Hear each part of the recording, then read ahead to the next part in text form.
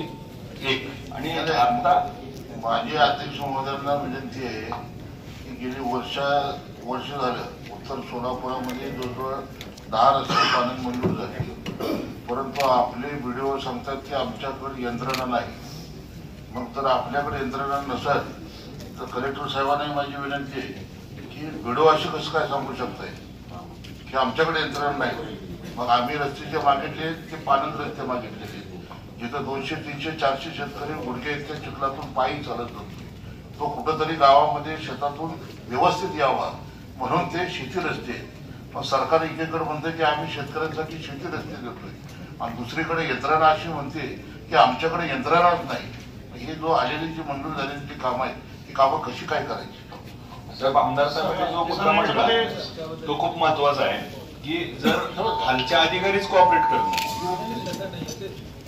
याच्यात सबमिशन करतो sir.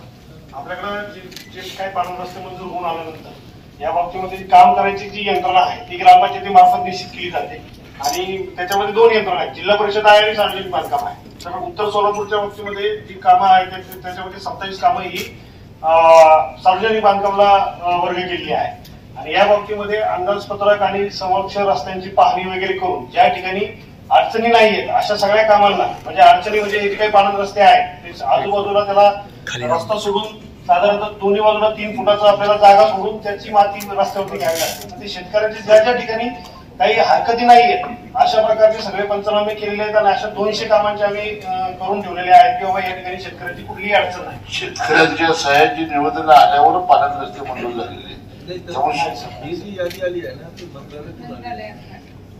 Collector साहेब आपले काहीतरी ऐका. आम्ही लोकप्रतिनिधींनी सुचवलं परिस्थिती काय तुम्ही समजून घ्या की शेतकऱ्यांनी 200 शेतकऱ्यांनी मागणी केली की बाबा आम्हाला हा 1 किलोमीटर पाण्यात रस्ता द्यावा. सरकारचं धोरण आहे की बाबा पर किलोमीटर 24 लाख रुपये, त्याप्रमाणे तिथं 2 किलोमीटरसाठी 48 लाख रुपये दिले. ज्यावेळेला ती यादी येते आपल्याकडे त्यावेळी आपली यंत्रणा अशी सांगते की आमच्याकडे यंत्रणा नाही. म्हणून आज वर्ष झालं उत्तर सोलापुरामध्ये 24 गावं माझ्या मोहोळ मतदारसंघामध्ये आज कामं मंजूर होऊन सुद्धा यंत्रणे अभावी ती कामं बंद आहेत. शेखंदे साहेब आपण माहिती घ्या. सर, याच्यामध्ये हे 27 कामं जी आहेत ती सार्वजनिक बांधकाम विभागाकडे वर्ग केलेली आहे. 27 बांधकाम सार्वजनिक बांधकाम विभाग कलेक्टर साहेब आपण बांधकाम विभाग आणि ग्राम विकास विभाग यांची एक संयुक्त मीटिंग बोलून कशा फोन जाते. कम्पॅरेटिव्हली यंत्रणा काही ठराविक तालुक्यातच आहे.